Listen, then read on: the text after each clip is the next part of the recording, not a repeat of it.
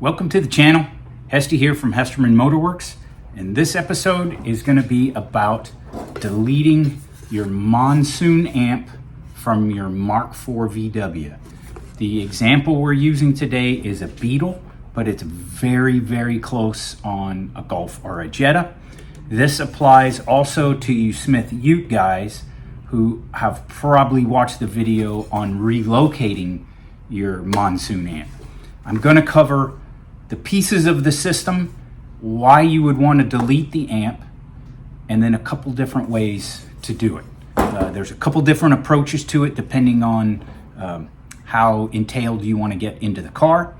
For those of you that are just here for the wiring diagram and don't want to watch the whole video, I'll put this up. So everybody else, hang tight for a sec. Get ready to pause if you just want the wiring diagram. For those of you that want to know a little more about the system, we'll cover the wiring diagram again in a little bit. So get ready on the pause button. 3, 2, 1. Okay, so the wiring diagram out of the way. Monsoon system.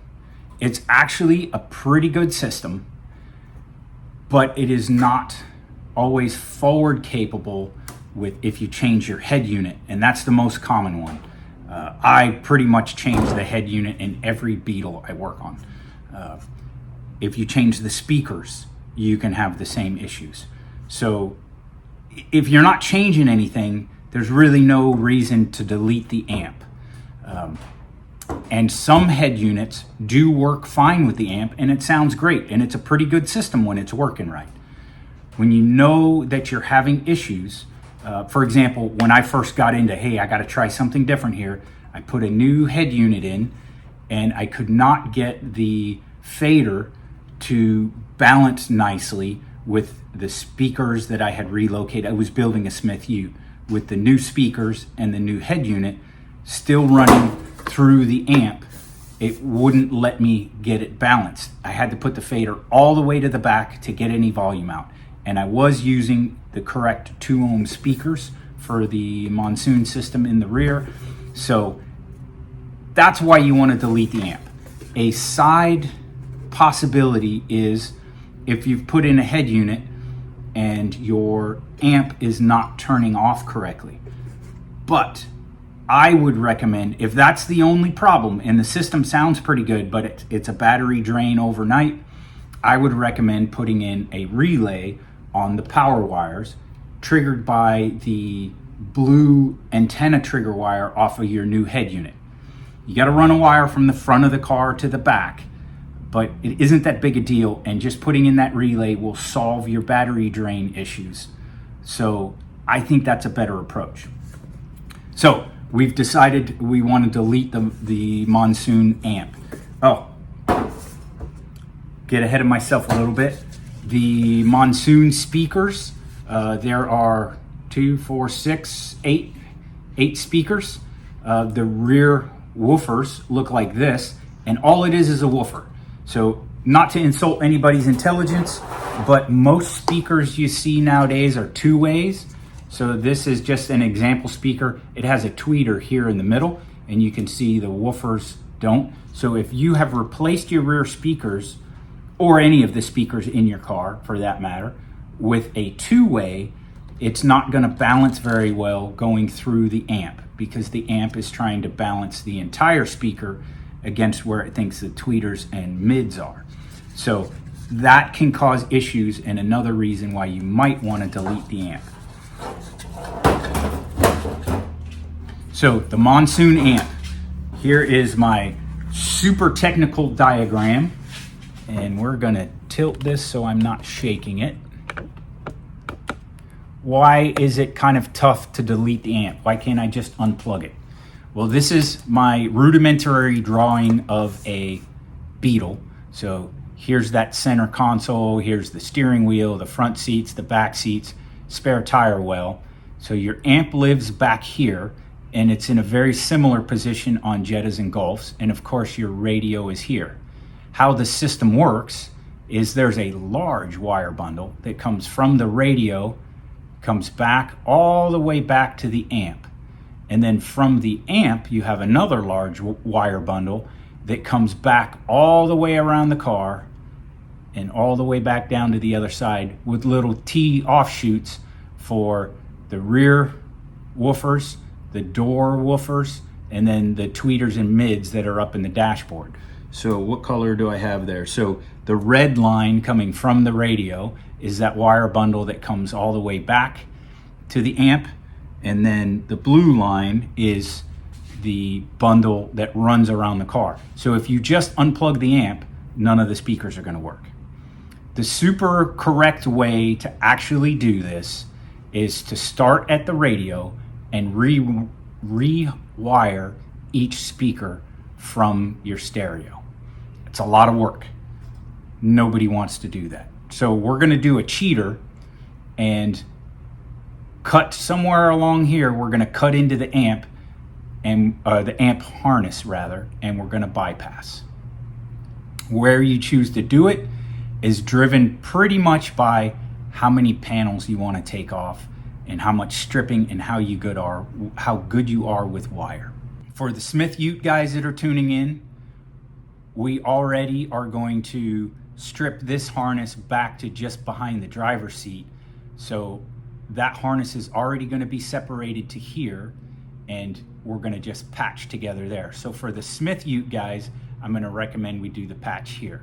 For everybody else, you can either do it here right at the amp. The disadvantage of that is you have the signal traveling from the radio all the way down these very small wires and then back into speaker wires that come back to the speaker. So the more wire you can eliminate, the better sound you'll get. Now, it's not a huge difference. I don't know if I would be able to listen and pick out which car had which amount of wire removed.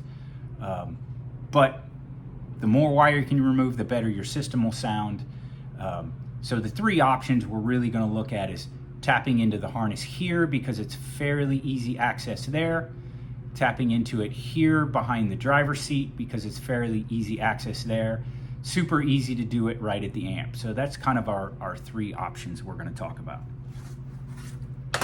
If you look at your amp, it's bolted in the back on the driver's side, and it has these two 24-pin plugs. Now, not all the pins are full, but the gray pin, or the gray plug, has 4 pair or 8 total wires there, and that's the signal coming from the radio to the amp. So then the amp takes the signal that this provides, boosts it with the power and ground wires there, and then sends it to each speaker individually. So you have 8 pairs of wire coming out of the amp. So other than the ground and the power in this plug, the green plug is signal going out to the speakers. So what we can do is simply cut those bundles, and if we figure out which wire is which, we can take the correct wire and wire them up. Ton of options for actually joining the wires. You can use a standard butt connector that you crimp and then heat up for that shrink wrap on it. These little solder seal things that you see advertised on social media, I actually am a big fan of these. These work pretty well. The disadvantage here is with this big of a bundle in such close proximity, you end up trying to shrink and melt that solder with a flame in close proximity to a mess of other wires, so that can be kind of challenging. This is kind of a mid-grade option, is these little crimp caps. So you basically strip the 2 wires, twist them together real well, put this crimp cap on, and then crimp it real well with the proper crimper. You can put butt connectors on, you can make them disconnect with a blade or a bullet connector. Do whatever you like. Do make sure they are insulated and not touching each other after you get the wires joined. Back to the diagram, where you choose to intercept this harness makes a difference for 2 major things. One, the further up this harness you go, the more speakers may come off. So for example, the Smith Ute guys, by intercepting here, you're going to have to wire this one speaker. If you put speakers in the bed wall, like I like to do in my other videos about, you'll have to wire that one speaker because that harness tees off with that speaker connector before it gets to here. If you intercept here, it's still just that one. Another challenge you'll run into, and I'll show you when we look in the car, is other wires join this bundle as it comes up the car. And now you're going to spend a little more time with a multimeter making sure you're cutting the right wire, because VW reuses their color coding, particularly these two twisted pair, the yellow and black twisted pair and the white and black twisted pair. Even just in this bundle, there is two sets of white and black and yellow and black. You'll notice there's a yellow and black here, and there's a white and black here. So if you're at the connector, it's pretty easy to make sure you're getting the right wire. But if you are up the harness a ways, you may have to do some continuity checks and make sure you're getting the right wire, because the yellow and black and the white and black color coding is also used in seat belt connectors, the SRS system, the airbags, and the airbag sensors, the little accelerometers that bolt in underneath your seat belts. So be very careful when you're working the yellow and black and the white and black pairs, because there are several others. When we look in the car, I can show you some of those here in a minute. Okay, so the basic premise is we're going to cut these two harnesses somewhere in the car, and then following my diagram, which I will put up again, it'll tell you which set is the signal coming from the radio for left front, left rear, right rear, and then you're going to connect those to the proper speakers. Now, if you're not a super audiophile and you just want to have some decent sound, you can put two different speakers to one input. And what I'm talking about is in the dashboard panels usually is your mid and your tweeter. So if you are not replacing the speaker with a two-way speaker with a tweeter, and you do not wire these in, your sound is going to be kind of muffled because all you're going to have is the four woofers.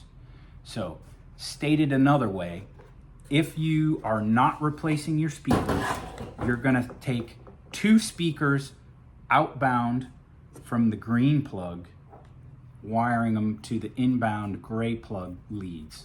So you may end up with three wires into one crimp connector. We're going to unbolt this guy. We're going to strip the harness back in our selected location, and then we're going to cut some wires, checking definitely the white and black and yellow and black twisted pairs, and wire it up. It really isn't that hard. The hardest thing is getting access to the harness wherever you're going. So I have this car that's getting ready to get cut to make a Smith Ute out of it behind me, so it's easy to climb around inside and show you where that harness is. And that car is still intact. I've removed two speakers so far, so I can point out where all those systems are. Car came to me with the head unit already replaced, customer complaint, in addition to the Smith Ute bit that we're doing for him, is that his stereo doesn't work. And I've already found a couple of things just digging into the car. So let's go have a look and we'll figure this one out. So here we are walking up to the back of the car. And this harness here, there is the amp. And it's kind of tough because the connectors are actually back here. So they're on the outside of the amp. It takes 3 or 4 10mm nuts here to get the amp off the bracket, which if you're just cutting the harness, you can go either way. I mean, you might as well take it out of the car, but you don't really have to worry about it. So option one is to take these two connectors, cut the wires off, and just connect them right here. Now, you're gonna have a power wire, and it's 3 red wires in that connector there, but 10 inches up, so about somewhere in here, those 3 brown ground wires and the 3 red power wires all join together, and there's only 1 power wire and ground wire running from here all the way back up the harness and forward. So if you are trying to secure that, instead of having to secure 3 power wires, because you'll need to cover those so they don't touch anything metal when the amp is not plugged in, you'll need to, if you come up here, you'll only need to do 1 power wire. Now be careful.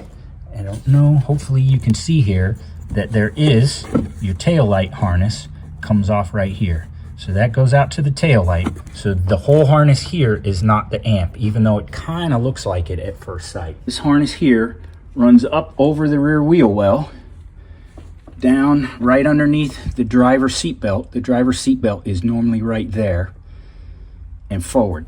So for the Beetle Ute guys, I recommend doing it here, because you're going to strip that harness all the way back anyway to bring, if you're going to keep the amp, you're going to put it in here underneath the driver's seat. So that's probably your best place to do it. Now, if you notice right here, there is one of your speakers. That is the left rear speaker that normally sits right here. So if you intercept the bundle forward of this point, you will have to wire 1 speaker. For folks that just have a Beetle or a Golf or a Jetta, pulling up the rear seat and then getting the carpet out of the way, you can expose most of this bit of harness. You got to pull a couple of these green connectors that just sit on like that to get it out from underneath the interior panel here. But I think this is actually the easiest place to get at this harness. So you can pull this harness out, and very carefully, I like to use cuticle scissors, but you can use whatever you like. I cut all the tape and insulation off the harness, and I've separated it here. So there are the 4 pair coming from the stereo, and these are the speaker leads coming from the amp going back to the speakers, with the exception of the one that I previously talked about that's over here. So if you count these here, you'll see that you're 1 speaker short of the full set. So that's a pretty easy spot right here, pulling up the back seat, flipping the carpet up, a couple of tie downs, these little poppers that pop in. You can pop those out with a screwdriver, and then you've got access to the harness that's pretty decent, and you can sit in here and do your soldering or crimping or whatever you're going to do. Beetle Ute guys, I recommend it forward of this point, because this is where your bed wall is going to sit right here. And again, this is normally where your driver's seatbelt is bolted in. So just for reference, there's the driver's door, and here is a couple examples. This is the plug that goes to the little locker on the seatbelt. You'll notice that is a black and yellow twisted pair. If you peel that tape back, it's twisted up, and it looks exactly like this. So you got to be very careful with your yellow and black wires and make sure you're getting the right ones. This little accelerometer, which is for the airbag system, it senses if there's an impact for the side airbags, right? Same thing. I don't have the harness pulled out, yellow and black wire. And that joins the harness somewhere right in here. So wherever, the further up you do this harness, the more you're going to have to double check wires, and you may end up cutting the wrong one and having to go back and fix it. Not that big a deal, really, because we're joining a bunch of wires anyway, so doing 2 more. But the more careful you are, the less double work you're going to have to do. So that's really option 1, right at the plugs. Kind of the easiest, the least amount of rewiring, right? Because there's no speaker to rewire, and you know you're not going to accidentally cut the wrong wire of an airbag or a seatbelt locker or what have you. Option 2, right here at the seat, pretty easy. You've eliminated, twice there and back in wires, so you've eliminated a fair amount of wires. You're going to have to rewire one speaker, but you're not going to have to go very far with it. So that's not too tough. Beetle Ute guys, I'd recommend doing it right in here, which you're probably going to cut this harness back this far anyway, so that's a pretty easy way to go. All right, option 3, I don't have that well prepared, is right down here. Well, let me back up and see if I can show you. I should have had this prepped. That wire bundle runs down here underneath, and there's a metal frame. It's tucked up underneath this panel. So pretty much anywhere along here, you can pull this panel up, pull the carpet back, and get that harness out. So I've done a couple of cars where I did it right here, where the bundle comes out and around, and that's a fairly easy access point, and you're really only taking out 2 panels. You're taking out that panel and this panel. Now you're working down in there, which this car is on the lift, even though it's not lifted right now, so I can't open the door fully. But that's a little bit of a tough spot to work in. You'll have 2 more yellow and black twisted pair to be careful that you're not accidentally cutting the wrong one. And you have a little further, you're going to have to run a wire back here for this speaker that comes off before. So you've eliminated a lot of sound absorbing wiring or sound retarding wiring by going here, but it's a harder spot to work and you have to be a little more careful. So that's kind of my option 3. And then of course option 4 would be pull the stereo and just rewire every speaker. That's a lot of work. In a small car like this, you probably aren't going to hear that difference. Near impossible to film removing the amp when it's in the car. So I have the bracket and the amp out of the car. This is what it looks like, and as you look at it, this is what you'll see. So if you take these 2 10mm nuts off, of course I've already had them off, so they're just hand tight. Then lean the amp forward off the bracket and lift up. It'll come out of the little lip that holds the bottom of it down there. And then you can pull that amp out, and it's a little bit easier. You can set it down on top of the spare tire or something in the back. And there are 2 levers you need to squeeze, just like this. And then, pull the plug out. So then your amp will be free and clear to come out of the car. If you wish to remove the bracket also, there are 3 10mm nuts that hold it on studs back there. And once you get the amp off, you'll see how to get that guy out, and it's really not a big deal. So that little lip at the bottom is what the edge of the amp sits in, and then the top of it has those 2 10mm nuts retaining it.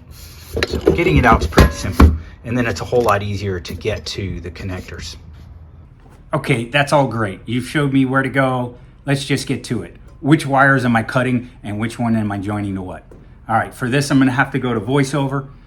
We'll pull up a copy of this diagram, plenty of time so you can pause it and take a note or whatever you wanna do, and then I'll show you where we're gonna crimp or solder or however you're gonna twist those together to join those wires. Which one's joined to which. So here's the spreadsheet or the chart of how to wire up which pin to which. The left-hand columns represent the gray connector to the amplifier, and the right-hand columns represent the green connector to the amp. The pin numbers are on there in the leftmost column of each section, and then in the rightmost column of each section is the pins to hook it to on the other connector. So for example, the top line on the gray connector to the left is pin number 14, It's the left rear speaker. The color is white, and you hook it to pin 1 from the other connector. If we look over on the right-hand columns, you'll see pin number 1 is the left rear bass speaker. The wire color is red with a green stripe, and you want to hook it to pin 14 on the gray connector. That's kind of how this spreadsheet works. Couple of notes here. If you look down towards the bottom on the left, you'll see that a bass speaker equals a woofer, a treble speaker equals a tweeter, and a mid speaker doesn't really have an exact equivalent, but it's kind of a big tweeter. On the bottom of the right-hand side, pins 17 through 22 are the grounds and the powers for the amplifier. The grounds, no big deal. You can just cut them and let them lay. The power wires, you want to make sure you cap those and keep them from shorting out. If you cut the harness further than about 8 inches from the connector, you'll find a group of 3 red wires hooked together where those split. So if you cut the harness a little bit further up, you only have to cap 1 large red wire. So next, I'm going to pull up an example of hooking up the left rear speaker, and we'll just go through a couple of speakers so you can understand my thinking in how this chart should work. This example is how to wire up the left rear speaker. So looking at the 2 red boxes, you're going to take the white wire that's on pin 14 of the gray connector, the left-hand columns, and hook it to the red and green wire, which is going into pin 1 from the green connector. Simply connect those 2 wires, whichever method you're using of connecting the wires. Then for the ground for that speaker, you take the black wire that goes into pin 15 on the gray connector and wire it to the brown with green stripe wire that's in pin 2 on the green connector.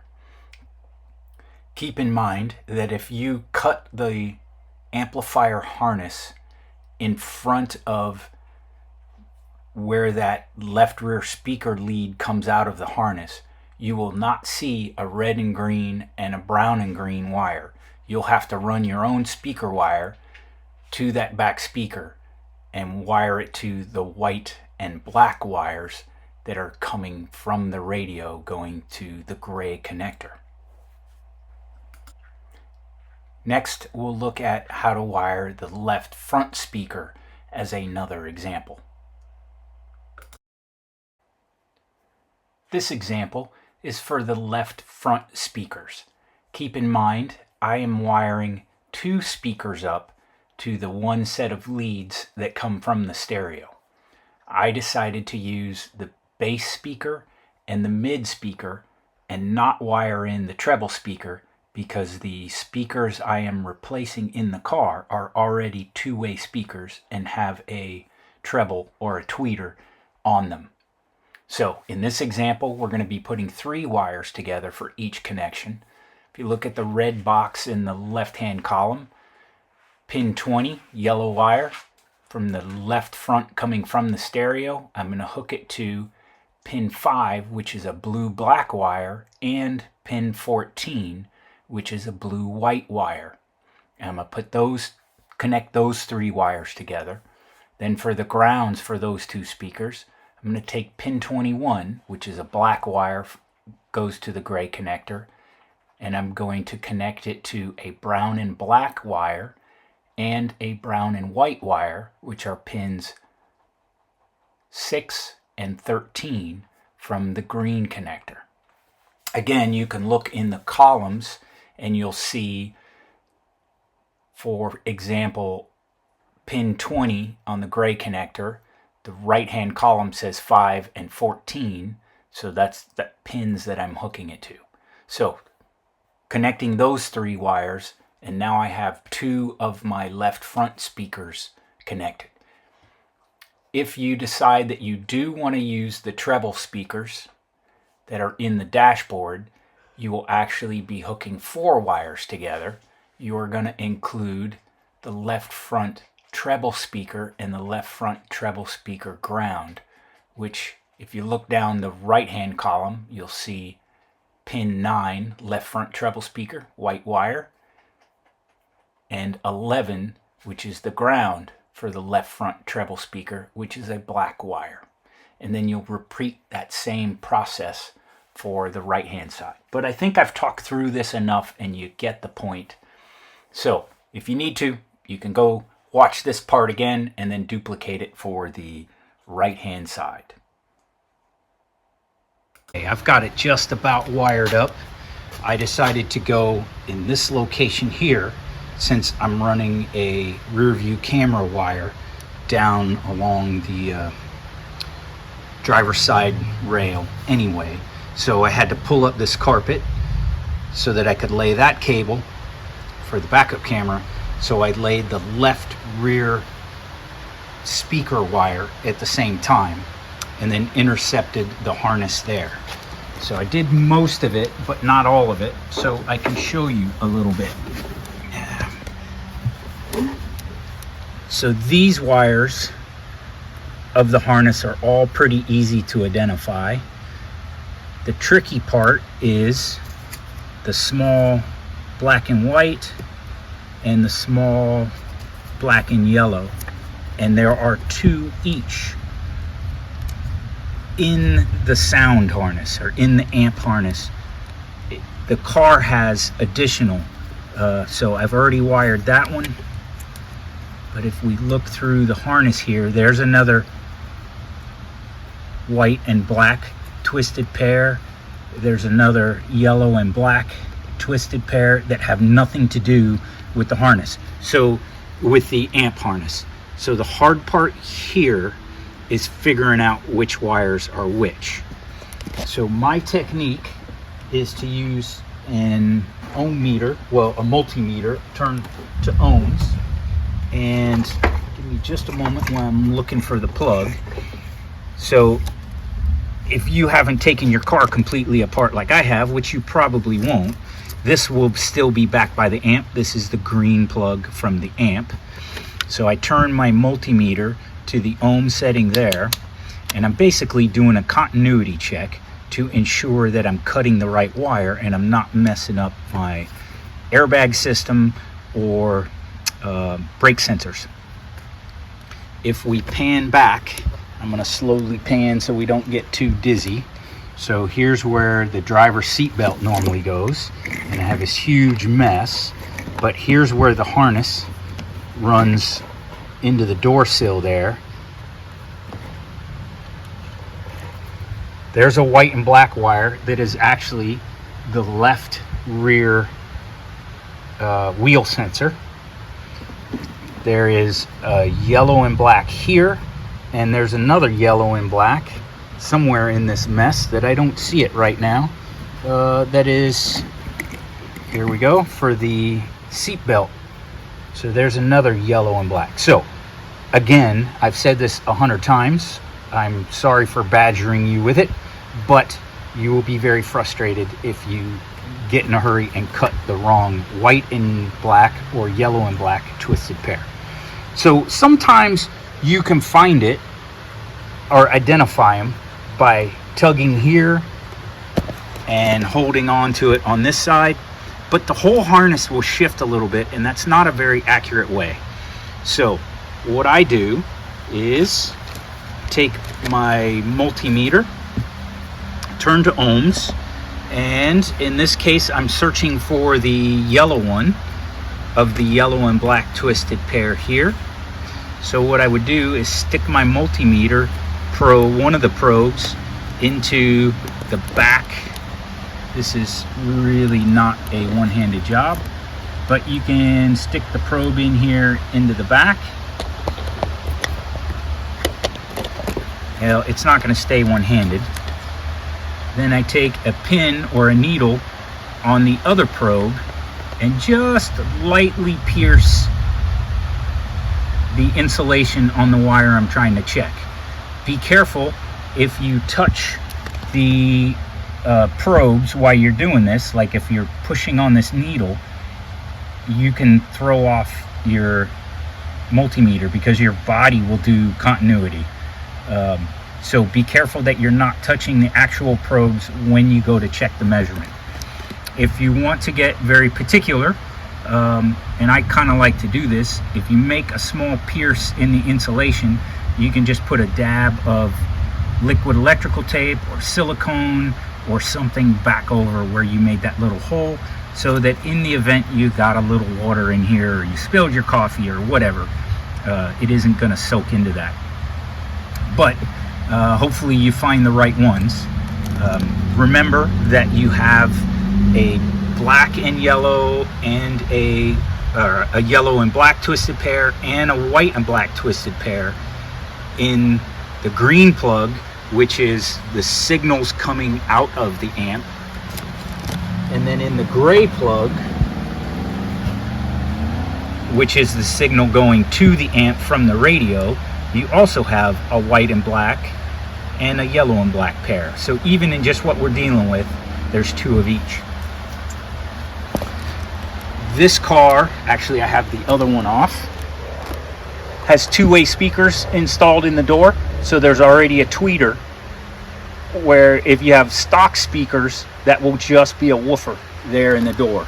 So what I chose to do was hook up the dashboard mid for left and right front into the same bundle as the left and right front woofers.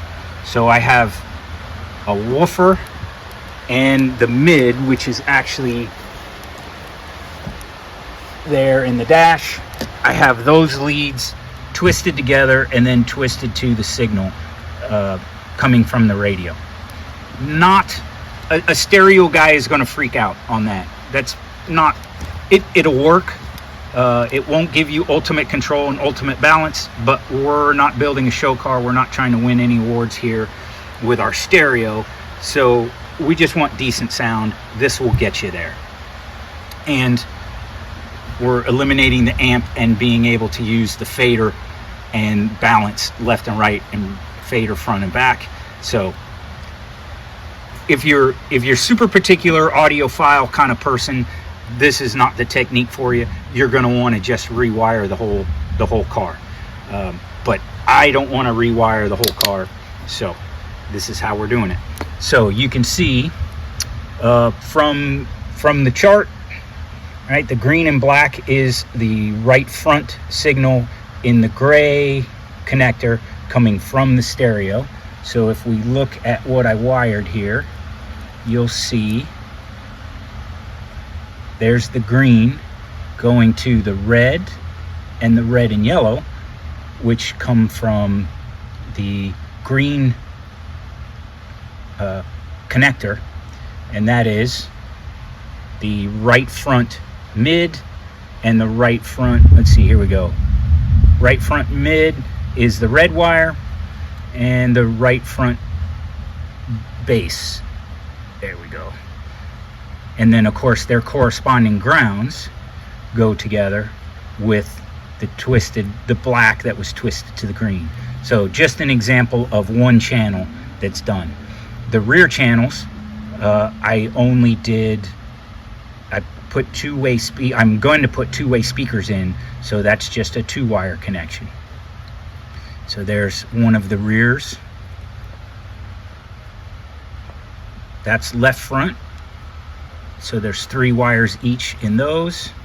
And then for the left rear, this is the new speaker wire that I ran, since the harness has the T further back, and I'm cutting that out.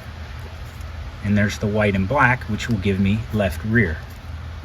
So one more connector to make, then I'm going to test it, and then I'll tape these up.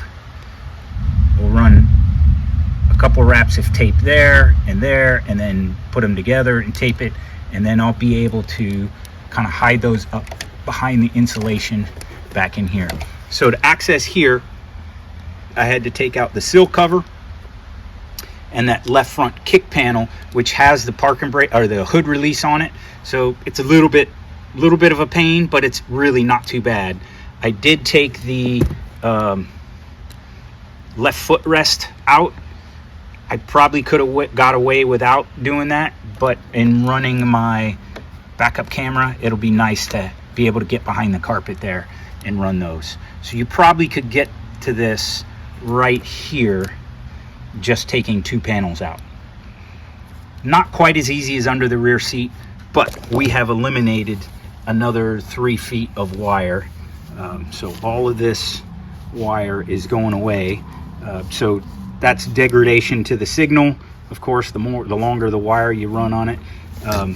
It is kind of 6 of one, half dozen the other, because our signal is coming on pretty small gauge wire.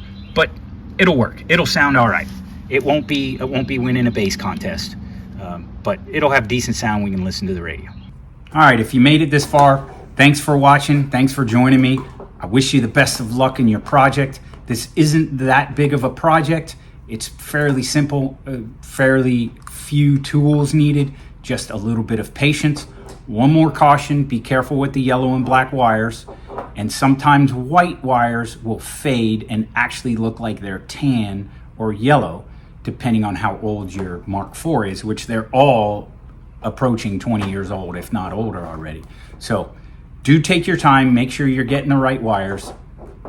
Good luck with it. I hope it works out great for you and you can enjoy new sound and it's cleaner and the balance works correctly and you can really get a good sound in your Beetle. Thanks again for tuning in. Please like and subscribe. I can use all that support. Take care. We'll see you for the next one.